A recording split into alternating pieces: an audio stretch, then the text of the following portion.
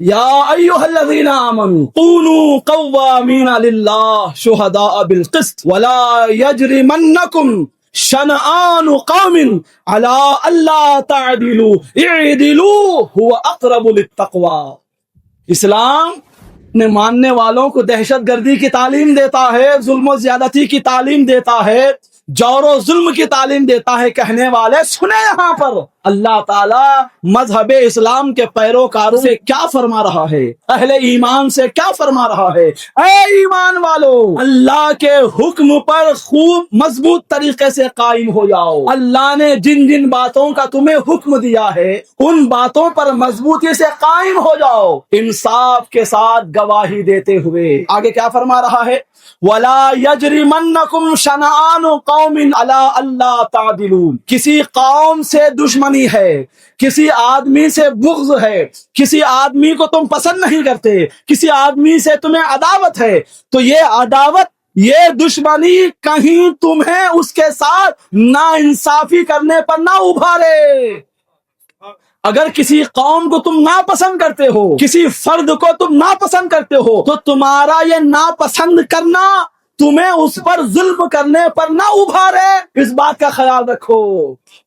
کسی کو پسند نہیں کرتے تو کہیں ایسا نہ ہو کہ اس کو پسند نہ کرنے کی وجہ سے تم اس پر ظلم کر بیٹھو یا اس پر ظلم کرنے والوں کا ساتھ دے بیٹھو، ایسا ہرگز نہیں ہونا چاہیے۔ اے ایمان والو، میری یہ تاکید ہے تم کو، اعدلوا هو اقرب للتقوی۔ جب انصاف کرنے کی بات آئے، اگرچہ سامنے والے کو تم پسند نہیں کرتے، سامنے والا تم کو پسند نہیں ہے، اس کے باوجود اگر انصاف کی بات آئے تو اس کے ساتھ انصاف کرو۔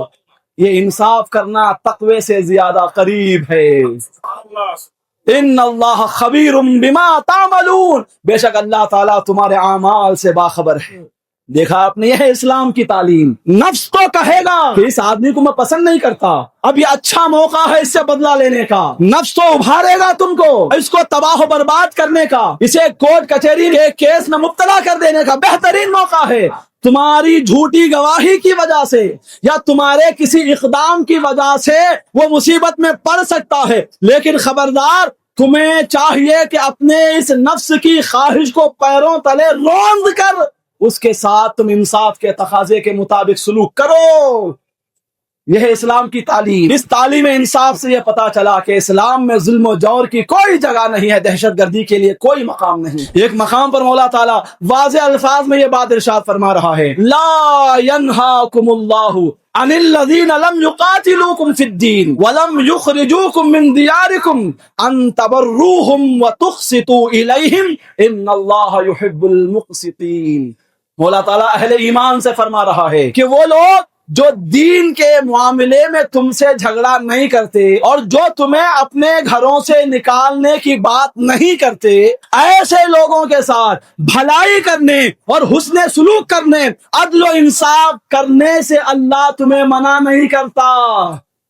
جو دین کے معاملات میں تمہیں نقصان نہ پہنچائے، جو تمہیں تمہارے گھروں سے بے دخل کرنے کی بات نہ کرے، اللہ ان کے ساتھ حسن سلوک کرنے سے تمہیں نہیں روکتا۔ ان اللہ یحب المقسطین، بے شک اللہ تعالیٰ انصاف کرنے والوں کو پسند فرماتا ہے۔ تو یہاں کیا بتایا جا رہا؟ کافر ہے، مشرک ہے، لیکن وہ دین کے معاملات میں تمہیں نقصان نہیں پہنچاتا۔ کافر ہے، مشرک ہے، تمہارے دین کا ماننے والا نہیں ہے، لیکن تمہیں تمہارے گھروں سے نکالنے کی بات نہیں کرتا، تو ایسوں کے ساتھ بھلائی کرنے، انصاف کرنے اور ان کے ساتھ عدل و انصاف کے تقاضے کو پورا کرنے سے اللہ تمہیں نہیں روکتا۔ یہ اسلام کی تعلیم ہے۔ یہاں اسلام کہاں کہہ رہا ہے کہ جو تمہارے مذہب کا ماننے والا نہیں ہے اسے قتل کر دو، جو تمہارے مذہب کا ماننے والا نہیں ہے، جو کلمہ پڑھنے والا نہیں ہے، اسے صفحے ہستی سے مٹا دو، زمین پر رہنے کا اسے کوئی حق نہیں ہے۔ یہاں اسلام کہاں کہہ رہا ہے، کہاں تعلیم دے رہا ہے؟ اسلام تو یہاں تک تعلیم دیتا ہے کہ اگر کافر کوئی تمہارا پڑوسی ہے، یہودی ہے، نصرانی ہے، مشرک ہے، ایسے مذہب کا ماننے والا ہے جو اسلام کے علاوہ مذہب ہے، اگر ایسا کوئی شخص تمہارا پڑوسی بن جائے، قرآن اور حدیث میں ہمیں یہ ترغیب دی گئی ہے، تعلیم دی گئی ہے کہ پڑوسی ہونے کے ناطے پڑوسی کے جو حقوق ہیں اس کے ساتھ پورے کیے جائیں گے۔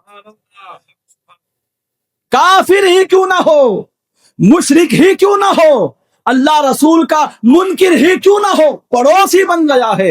पड़ोसियों के जो हुकूक हैं अब उनके साथ भी पूरे किए जाएंगे। पड़ोसियों के हुकूक का क्या मतलब है? आप देखिए, उलमा ने फरमाया कि बगैर किसी खता के उसकी जानो माल को नुकसान नहीं पहुंचाया जाएगा। इस्लाम ये नहीं कहता कि काफिर जो तुम्हारा पड़ोसी है, काफिर होने की वजह से उसकी जमीन और जायदाद को हड़प लेने का तुम्हें इख्तियार है। इस्लाम ये तालीम नहीं देता। इस्लाम ये कहता है कि काफिर भी अगर तुम्हारा पड़ोसी है, उसके जान की हिफाजत तुम्हारी जिम्मेदारी, उसके माल की हिफाजत तुम्हारी जिम्मेदारी। इस बात का ख्याल रहे कि तुम्हारी तरफ से उस काफिर की जान को, माल को कोई नुकसान ना पहुंचे। तो अज़ीज़ान मिल्लत इस्लामिया, पूरी गुफ्तगू का खुलासा और माहसल यही है कि इस्लाम खा वो मुसलमान हो या गैर मुस्लिम हो, जुल्म और ज्यादती करने की हरगिज इजाजत नहीं देता। वो लोग जो इस्लाम की तरफ दहशत गर्दी को मंसूब करते हैं, यकीनन वो अपने सियासी मफादात को हासिल करना चाहते हैं।